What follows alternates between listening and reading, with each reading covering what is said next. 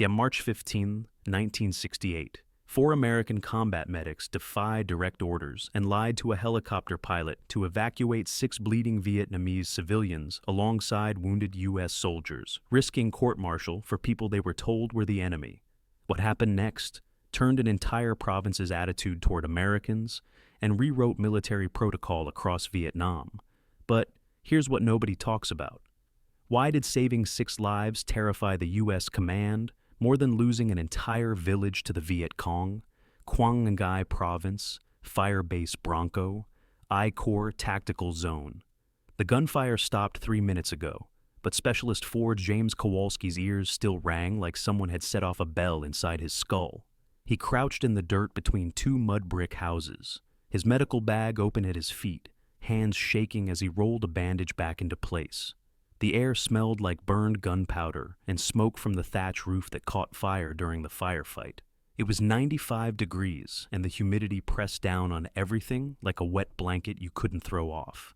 His flak jacket weighed 25 pounds. His helmet felt like it was squeezing his head. Sweat ran into his eyes and stung. The hamlet sat 3 kilometers south of Fire Base Bronco, just a cluster of 15 houses surrounded by rice paddies that stretched out flat and green in every direction. The 1st Battalion, 20th Infantry had been here since dawn, moving house to house, checking bunkers, searching for weapons. Then the shooting started. The Vietcong hit them from the tree line to the east, maybe 20 fighters with AK-47s and 1 machine gun. It lasted 11 minutes. 17 enemy killed, the lieutenant said. 2 Americans wounded, already on their way back to the fire base in a jeep. Mission accomplished. Time to move out. But Kowalski couldn't move. He stared at 6 Vietnamese people lying in the dirt courtyard between 2 houses.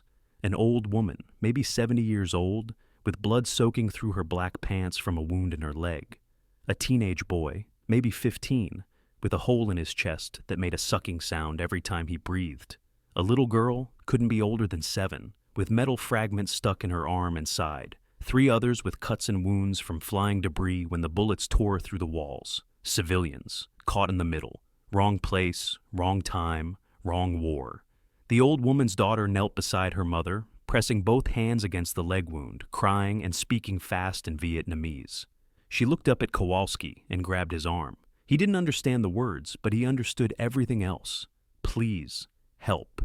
Don't let her die.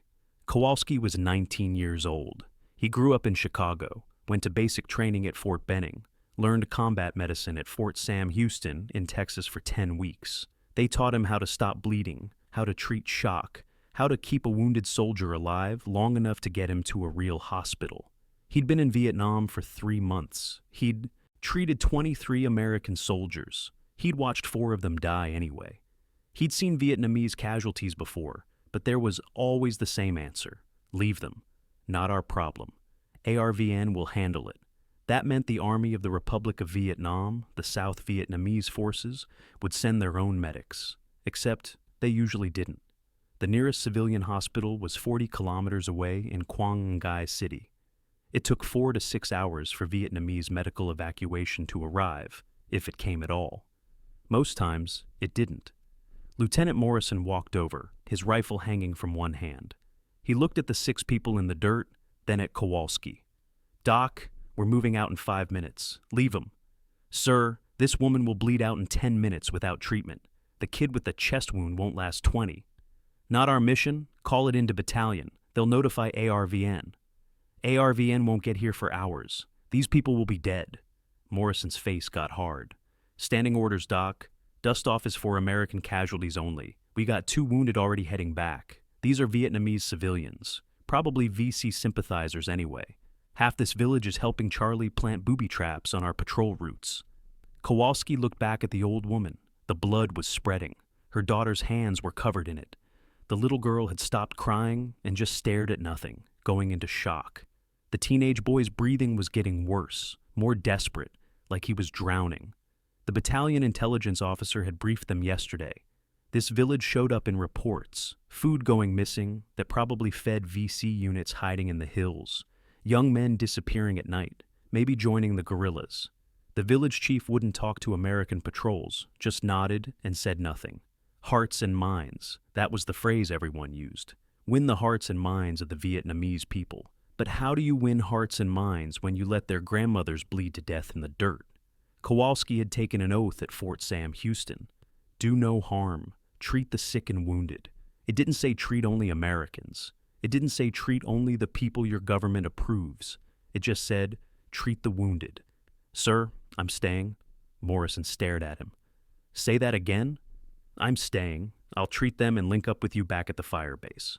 That's a direct order, Specialist. You will move out with the platoon in 5 minutes, or I will write you up for Article 15. That's disobeying a direct order in a combat zone. You understand what that means? Kowalski's hands had stopped shaking. Something settled in his chest, cold and clear. Then court-martial me, sir. But I took an oath. I'm a medic. These people are dying. I'm staying. 3 other soldiers walked over. Doc Henderson, Doc Martinez, and Doc Williams. All medics. All carrying the same medical bags with the red crosses painted on them. Henderson dropped his rucksack in the dirt next to Kowalski. We're staying too. Morrison looked at the 4 of them. His jaw worked like he was chewing something tough. Finally, he keyed his radio. Bravo 6, this is Bravo 2-6. I got 4 medics refusing to move out. They're staying to treat indigenous wounded. Request guidance. The radio crackled. The voice that came back sounded tired. 2-6, leave them a radio and 4 weapons for security. They have 2 hours to finish and get back to Bronco. Acknowledge. Morrison handed Kowalski the radio handset. 2 hours, Doc. Then you better be walking back through that gate or you'll wish you died here. He turned and called to the platoon. Mount up. We're moving. The soldiers filed out of the hamlet, walking in a loose column back toward the fire base. Kowalski watched them go until they disappeared into the heat shimmer rising off the rice paddies. Then he knelt beside the old woman and opened his medical bag. Kowalski pulled out a battle dressing, the thick pad of gauze and cotton designed to pack into bullet wounds. The old woman's femoral artery was cut, the big vessel that carries blood down the leg. It pumped with each heartbeat, bright red blood spreading across the dirt. He pressed the dressing hard against the wound and felt the blood slow. Her daughter moved her hands away, letting him work. He reached into his bag for a hemostat, the small metal clamp that looked like scissors but locked shut. His hands moved fast, finding the torn artery through the wound, clamping it. The bleeding stopped, but stopping the bleeding was just the first step. She'd lost a lot of blood already, maybe a full liter. Her pulse was fast and weak. She was going into shock. Kowalski needed to get fluids into her bloodstream. He pulled out an IV bag of albumin, the clear liquid that would help her blood pressure. The needle was designed for young soldiers with thick veins and strong bodies. This woman weighed maybe 75 pounds, dehydrated from blood loss, her veins flat and hard to find. He felt along her arm, found a vein in the crook of her elbow, slid the needle in. The albumin started dripping through the clear tube into her bloodstream. 10 feet away, Henderson worked on the teenage boy with the chest wound. Every time the kid breathed in, air whistled through the hole in his chest, a sucking chest wound. The bullet had gone clean through, creating a hole that let air into the chest cavity where it didn't belong. The lung was collapsing. Henderson pulled out his pack of cigarettes, tore open the plastic wrapper, and placed it over the wound. The plastic sealed the hole, but the boy still couldn't breathe right. Too much air was already trapped inside his chest, pressing on the lung. Henderson pulled out a big needle, 14 gauge, thick as a pencil lead. He felt along the boy's ribs, counting down. Second intercostal space, mid-clavicular line. That's what the manual said. He pushed the needle between the ribs and into the chest cavity. There was a hiss of air, escaping. The boy gasped and his breathing got easier. His eyes opened. He looked terrified, but he could breathe. Martinez had the little girl. She'd stopped crying, just lay there staring at the sky, her face pale and sweaty. Shock. She had 3 pieces of shrapnel stuck in her arm and 2 more in her side. Martinez used his forceps, the long tweezers from his aid bag, and pulled the metal fragments out one by one. Each piece came out with a little well of blood. He irrigated the wounds with saline from an IV bag, the precious sterile water they were supposed to save for drinking in the field. He packed the wounds with gauze and wrapped them tight. The morphine was the hard part. Combat medics carried morphine syrettes, small tubes with needles attached, each one loaded with 10 milligrams. That was the dose for a full-grown man, a soldier weighing 160 or 180 pounds. This girl weighed maybe 40 pounds. Too much morphine would stop her breathing. Not enough, and she'd go deeper into shock from the pain. Martinez calculated in his head. A quarter dose, maybe 2.5 milligrams. He couldn't measure it exactly. He pushed the plunger down just a little bit, pulled the needle out, hoped he got it right.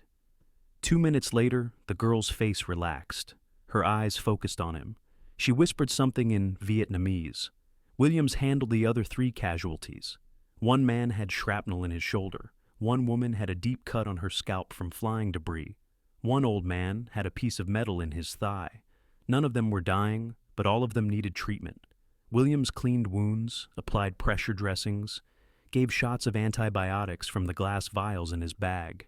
Each vial was supposed to last a week for a whole platoon. He was using 3 in one afternoon. 90 minutes passed. The sun moved across the sky, and the heat got worse. The 4 medics were soaked with sweat, their uniforms dark and heavy. They'd learned combat medicine the Army way. Treat and street. Stop the bleeding, prevent shock, get the wounded soldier on a helicopter to a surgical hospital within the golden hour. The 60 minutes when surgery could still save a life. But there was no helicopter coming, no surgical hospital. They had to provide care for hours, not minutes, with supplies designed for quick battlefield first aid. Kowalski checked the old woman's pulse again. Stronger now. The IV bag was half empty. The bleeding was still controlled. She'd live if she could get to a real hospital in the next few hours. The teenage boy was breathing normally now, the plastic seal holding, the trapped air released. The little girl was awake and talking softly to her mother. The mother brought them water in a ceramic jug, cool from being stored in the shade. Then she brought rice balls wrapped in banana leaves, still warm. The medics ate and drank. An old man who had run away during the shooting came back carrying clean cloth torn from a shirt, offering it for bandages. A young woman appeared with a pot of tea. The villagers watched them work. 20 people had come out of hiding, from bunkers and from houses where they had locked the doors. They stood in small groups, talking quietly, pointing at the medics, at the wounded being cared for. The Americans had been through this hamlet 6 times in the past 3 months. Every time meant searches, soldiers kicking in doors, looking for weapons, dumping out rice stores, questioning young men, sometimes taking them away for interrogation. The water buffalo got requisitioned once, taken for carrying supplies. Food disappeared, nothing was ever paid for. The VC cadres who came through at night told them Americans were devils who would burn their homes and kill their families. They said Americans only cared about body counts and killing, but these 4 men with red crosses on their helmets were different. They were using their medicine on Vietnamese people, the same urgency, the same care they would show for their own wounded. The old woman would have died. The teenage boy would have drowned in his own blood. The little girl would have bled out from shrapnel wounds. But they were alive. Doc Henderson looked at Kowalski. "We just blew our whole supply load for the month. Battalion's gonna have our heads." "Probably," Kowalski said. He checked his watch. 30 minutes left before they had to head back to the fire base. The radio on his hip crackled. "Bravo medics, this is Bravo 6. You have 20 mics to finish and move out. Acknowledge. Bravo 6, this is Kowalski. Roger, 20 minutes. Martinez stood up and stretched his back. "So what happens to them after we leave? They're stable now, but they need real medical care. Surgery, blood transfusions.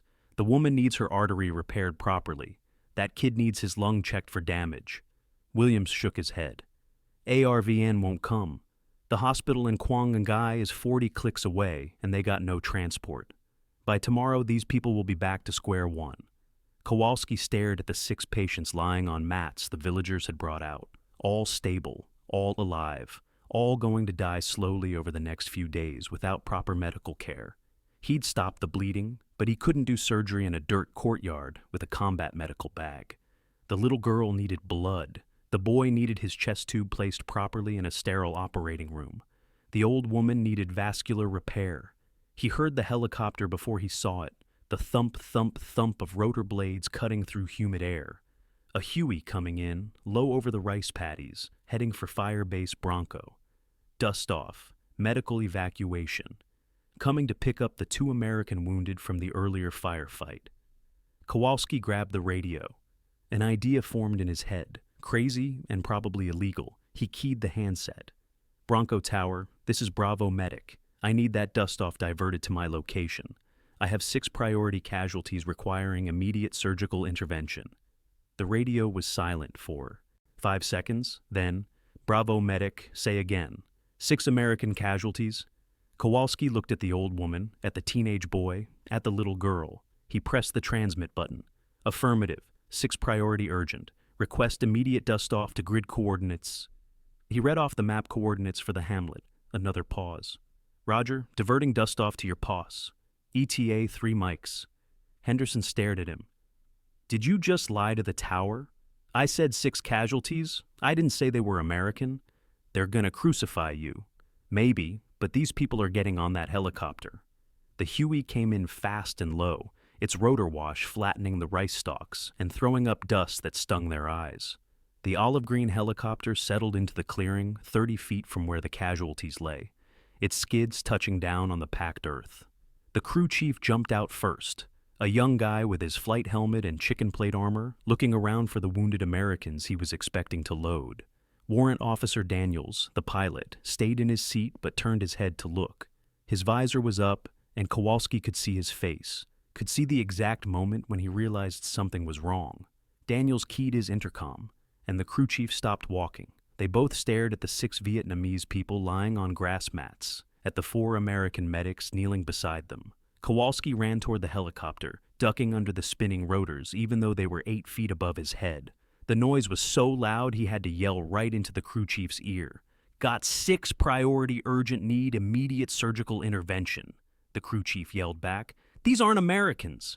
They're casualties. They need surgery or they die. We can't take indigenous personnel. Orders say American and Allied forces only. Kowalski grabbed the man's arm. These people will die without surgery. The old woman has a severed femoral artery. The kid has a collapsed lung. I've got them stable, but they need an operating room. The crew chief looked at Daniels. The pilot was shaking his head. Kowalski could see his lips moving, probably saying no, probably saying this violated every protocol in the book. Vietnamese civilians didn't get dust-off rides. They didn't get priority medical care. They didn't get treated the same as American soldiers. That was just how it was. But Kowalski had already made his choice back in the hamlet when he decided to stay. He'd already blown past one line when he lied on the radio. What was one more? He leaned close to the crew chief and lied again. Battalion surgeon authorized it. Major Nguyen personally approved the evacuation. That was completely made up. There was no Major Nguyen. There was no authorization. But the crew chief hesitated, and that hesitation was enough. Kowalski turned and yelled to the other medics, "Load them up! Now!" Henderson and Martinez each grabbed one end of the grass mat, holding the old woman. Williams got the teenage boy. Kowalski lifted the little girl in his arms. She weighed nothing, maybe 40 pounds, her small body limp against his chest. He could feel her heart beating fast against his ribs. They ran for the helicopter. The crew chief stepped back, not helping, but not stopping them either. They loaded the old woman first, sliding her mat onto the metal floor of the cargo bay. The teenage boy went next, then the little girl. The 3 less critical casualties walked to the helicopter on their own, helped by villagers who'd come to watch.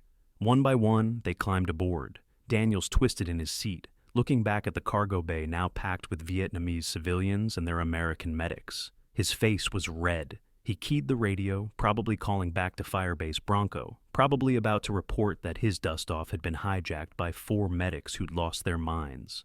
Kowalski climbed into the cargo bay last and looked straight at the pilot through the open cockpit door. Their eyes met. Daniels had to be thinking about the paperwork, about the violation of standing orders, about the ass-chewing he was going to get from the battalion commander. But he was also looking at 6 people who would die if he left them here. 6 people who were stable now, bandaged and treated, alive because 4 19-year-old medics had refused to walk away. Daniels said something into his radio. Then he pulled back on the collective, and the Huey lifted off. The rotor wash threw dust and debris across the hamlet. The villagers standing below shielded their eyes, but they didn't run. They stood and watched as their wounded rose into the sky. evacuated with the same priority as American soldiers. The helicopter banked left, heading northeast toward Chu Lai and the 91st Evacuation Hospital. Kowalski knelt on the metal floor between the old woman and the little girl, one hand on each of them, checking pulses, watching their breathing. The crew chief handed him a headset so he could hear the radio chatter. Daniels was talking to the 91st evac, giving them the incoming count. Be advised, 6 indigenous casualties, all priority urgent. ETA 15 mics. The radio crackled back. A woman's voice, sharp and official. Dustoff 27, say again. Did you say indigenous? Affirmative. 6 Vietnamese civilians, combat-related trauma requiring immediate surgical intervention.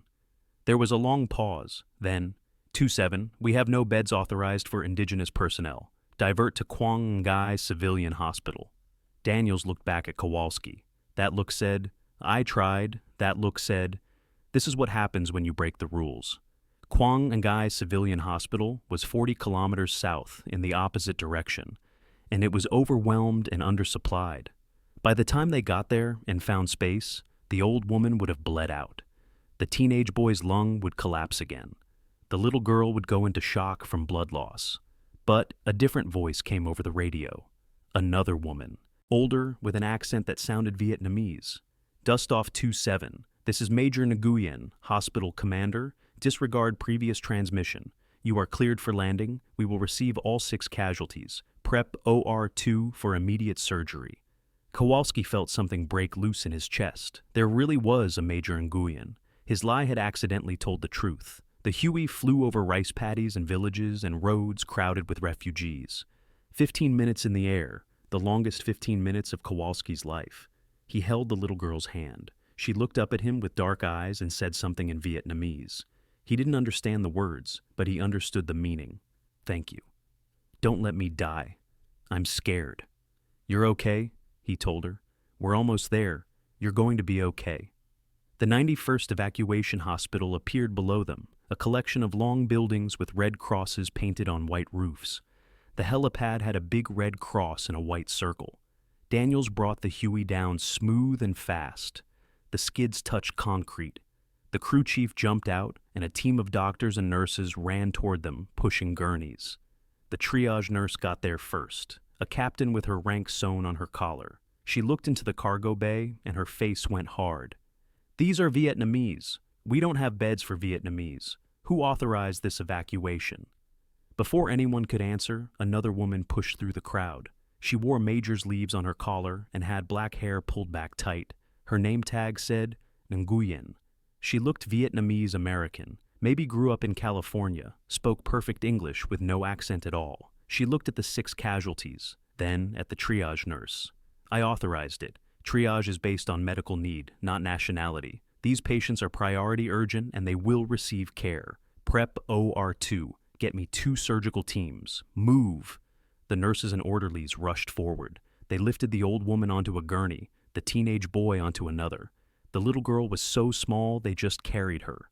Major Nguyen walked alongside, calling out orders, her voice calm and certain. Femoral artery repair, probable vascular surgery, type and cross-match for transfusion, chest trauma, probable pneumothorax, get me a chest tube tray and portable x-ray, pediatric shrapnel wounds, possible internal bleeding. I want 2 units of O-negative standing by. They wheeled the casualties into the hospital, and Kowalski followed, still carrying his medical bag, his uniform soaked with sweat and blood. The hallway smelled like disinfectant and clean sheets, bright fluorescent lights after hours in the jungle sun, nurses moving fast but controlled, doctors scrubbing in, the organized chaos of a combat hospital that saved lives every single day. Major Nguyen stopped him at the OR doors. You the medic who treated them? Yes, ma'am, Specialist Kowalski. You do good work. That femoral artery clamp saved her life. The chest decompression was textbook. Where did you learn pediatric dosing? I guessed, ma'am, she almost smiled. Well, you guessed right. Now get out of my OR and let me finish what you started. The doors swung shut. Through the small windows, Kowalski could see the surgical teams gathering around the tables. Bright lights, sterile instruments. Doctors in masks and gowns, Real surgery, not battlefield medicine with a combat aid bag in the dirt.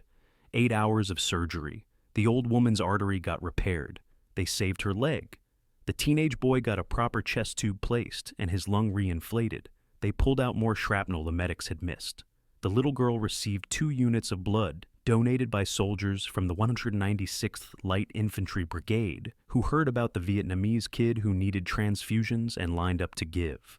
All 6 survived. 0 deaths. 6 families still had their grandmother, their son, their daughter, their mother, their father. 60 milligrams of morphine used. 4 liters of IV fluid. 8 hours of surgical time. $400 in military medical supplies. The cost of 6 saved lives. Word spread through Quang Ngai province like fire through dry grass. The story got bigger and stranger with each telling. American medics forced a helicopter to save Vietnamese. American doctors used precious blood for a Vietnamese child. The hospital commander, who was Vietnamese American, fought her own people to get them care. Americans finally cared if Vietnamese people lived or died. But back at Firebase Bronco, Lieutenant Colonel Hayes was writing up the paperwork to court-martial Kowalski for disobeying orders and lying to the dust-off crew. The charges were serious. Military justice in a combat zone didn't mess around. The court-martial paperwork sat on Lieutenant Colonel Hayes' desk for 3 days. Specialist Kowalski had disobeyed a direct order. He'd lied to a dust-off crew. He'd violated protocols that existed for good reasons about limited resources and priorities, and the hard choices you made in war. Hayes had fought in Korea. He understood that every helicopter ride given to a Vietnamese civilian was a helicopter ride that might not be available for an American soldier. Every unit of blood transfused into a Vietnamese child was blood that might be needed for a Marine or a paratrooper. War forced you to choose, and the choice was always your own people first. But on the 4th day, someone from MACV Public Affairs called.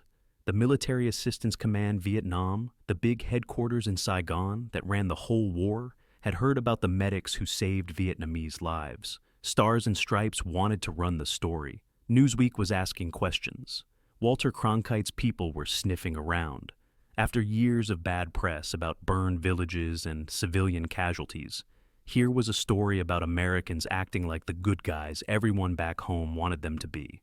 Hayes tore up the court-martial paperwork. Instead, he wrote new guidance. Combat medics were now authorized to treat civilian casualties when tactically feasible.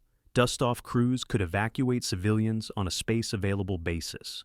The 91st Evacuation Hospital designated 10 beds for Vietnamese civilian war casualties.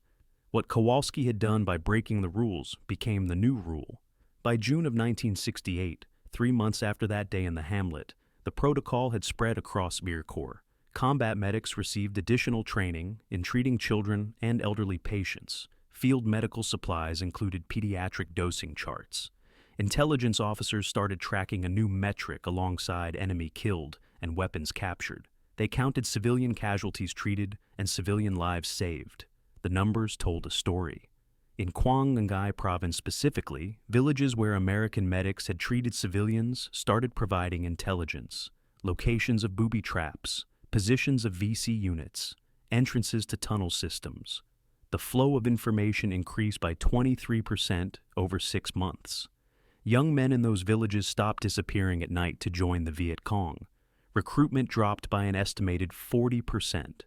Turns out when you save someone's grandmother instead of letting her bleed out, they remember. When you give blood to save their child, they notice.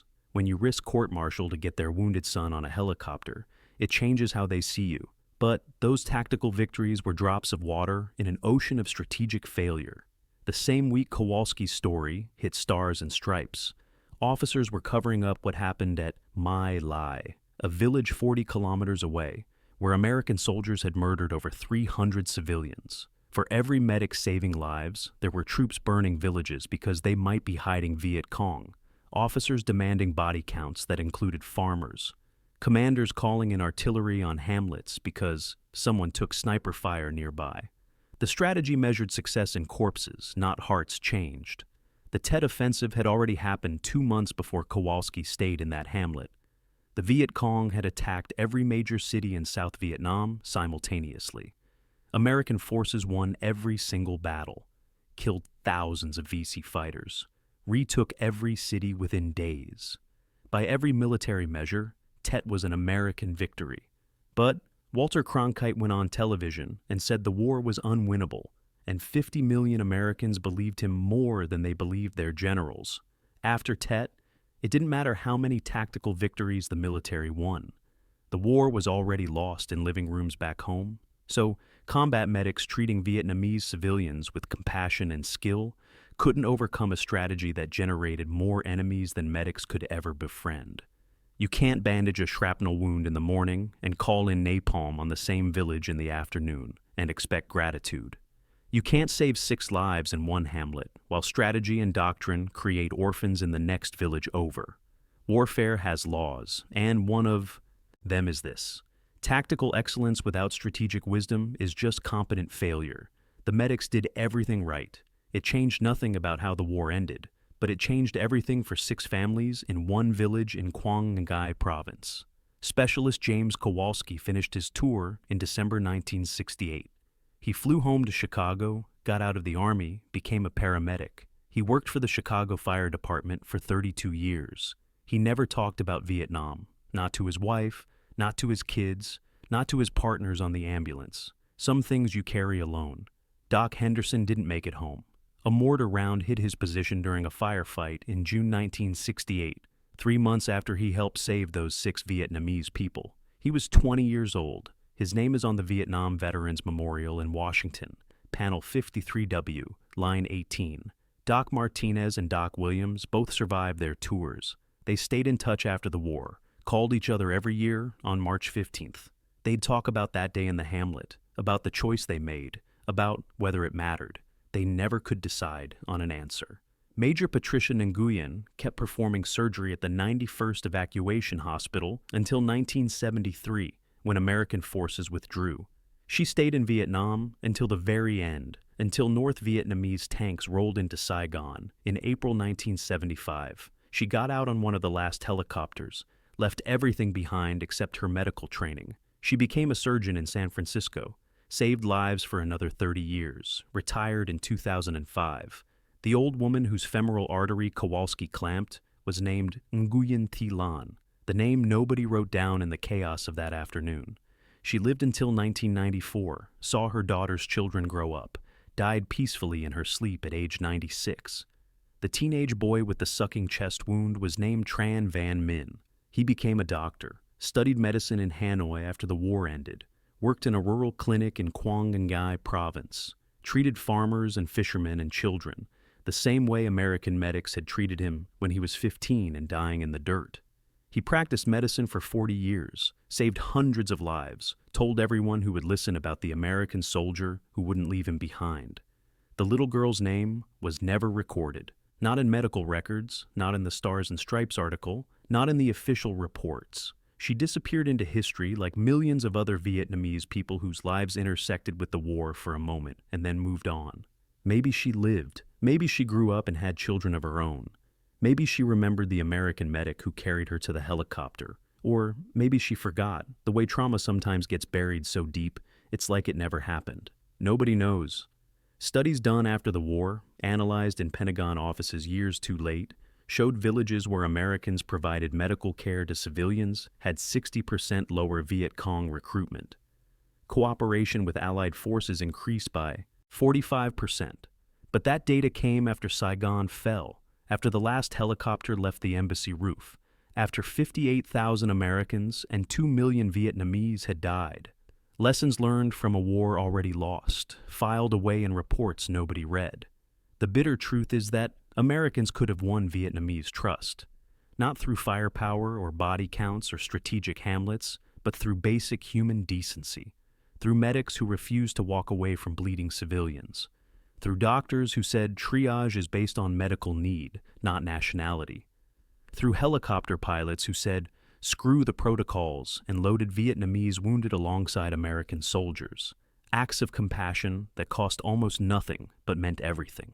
But those acts happened inside a strategy that generated far more enemies than compassion could overcome. Search and destroy missions that treated every village like it was hostile. free fire zones where anything that moved got shot, body count metrics that encourage killing, bombing campaigns that left craters where rice paddies used to be. The math was simple and brutal. For every grandmother a medic saved, the broader war created 10 more reasons for Vietnamese people to hate Americans. Today, that hamlet south of Firebase Bronco is rice paddies again. The firebase is gone, torn down after the war, or just abandoned and reclaimed by jungle. The trees grew back. The bomb craters filled with water and became fish ponds. Farmers plant rice where soldiers once fought and died. The land healed, but it remembers. Old men find shell casings in their fields. Kids dig up rusted sea ration cans. Sometimes they find worse things, unexploded ordnance still deadly 50 years later. Somewhere in Quang Ngai province, maybe in that same village or maybe somewhere else, there's a doctor who practices medicine because an American medic saved his life when he was 15. The war ended, the strategy failed. The politicians who started it are dead or forgotten. But the medic's oath, the promise to do no harm and heal when possible, outlasted the strategy. It outlasted the politics. It outlasted the war itself. That's not victory. The war was lost, and nothing changes that. 58,000 Americans died. 2 million Vietnamese died. Billions of dollars spent. A country torn apart. Allies abandoned. Veterans who came home broken. The verdict is written in history books and it's not pretty. But 6 people lived who should have died. 6 families stayed whole. 1 teenager became a doctor and saved hundreds more lives. That's not nothing either. In the end, maybe that's all anyone can do in the middle of something bigger and darker than they can control. Save the life in front of you. Make the choice that lets you sleep at night. Do the right thing even when the strategy is wrong. The jungle is quiet now, where Firebase Bronco used to stand. The silence that follows violence. But the silence isn't empty. It holds the memory of 4 medics who stayed behind, who risked everything to save 6 people their own commanders had written off, who proved that even in the worst war, even in the darkest moments, some humans refuse to stop being human.